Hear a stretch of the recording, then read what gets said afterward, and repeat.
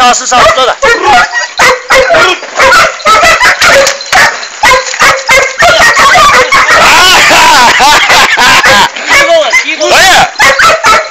Biz koşamazsak korkma diyoruz.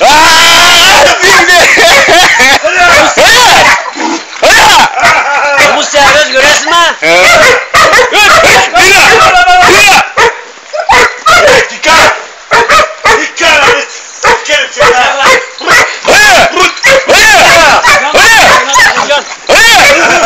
Kesin olacak hali. Ne oldu? Resime düştü mü? Çiğneyi ver.